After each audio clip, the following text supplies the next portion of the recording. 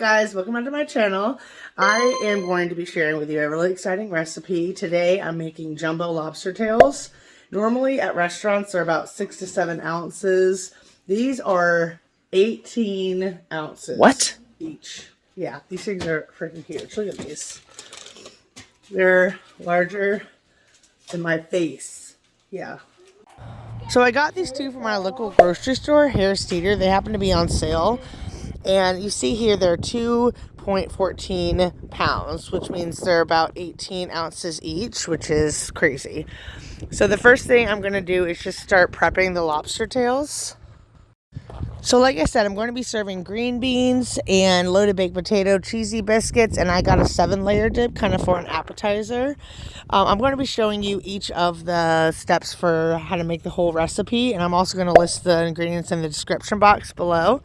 But first I'm going to start by prepping the actual tails. So as you can see, I'm breaking kind of the spine of the tails, and then I use scissors, and I'm going to be cutting right in the middle all the way down to the tail. You don't cut all the way through. This is just to pull up the meat and let it kind of rest on the shell. This is how you do it for baking the tails.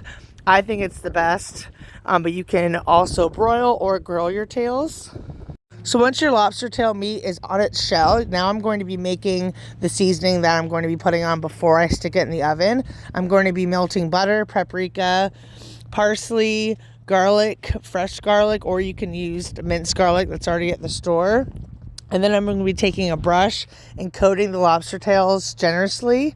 I'm going to leave a little bit of the mixture so I can also take it out halfway through and then put the rest on top. Oh my god, don't those look so juicy? I love this recipe. I also am putting a little salt and pepper on them as well. Some people also can put some red pepper flakes in the mixture if you want a little kick to it. I personally don't overpower the lobster tail because I want to actually taste the juicy goodness. So next I'm going to be using Red Lobster biscuits.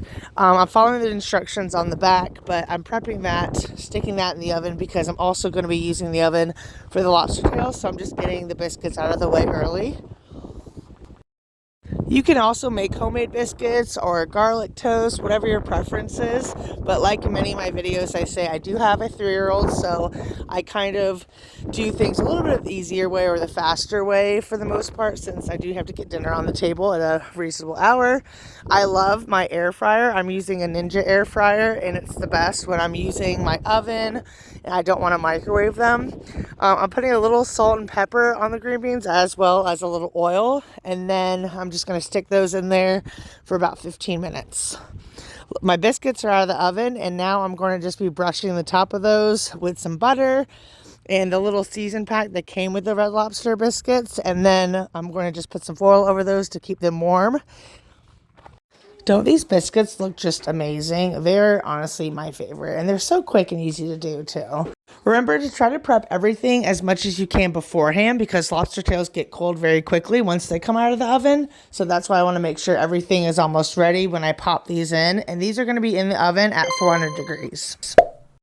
I usually bake my potatoes in the oven, but since I'm using the oven for the lobster tails, I'm just going to be microwaving them. My 2 potatoes I'm going to do for 5 minutes, poke holes in the side of them, and then flip and do another 5 minutes. I also am going to put some ranch seasoning halfway through, sprinkle those on my green beans. They actually make them a little bit more kid-friendly. My 3-year-old loves them when I do this, so it's a little kind of a vegetable hack, if you will, for your kids. Also, it's just delicious in general. Oh my god, the lobster tails look so good. So the rule of thumb for cooking lobster tail is you cook 1 minute per ounce. So these are 18 to 19 ounces, so that's how long I'm going to cook them. Their internal temperature should be about 135. And halfway through, I'm going to brush them with more butter.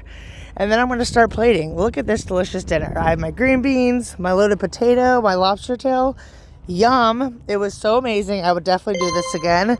Please like and subscribe my video and comment below if you make this yourself. And I hope you enjoy. Thanks, guys.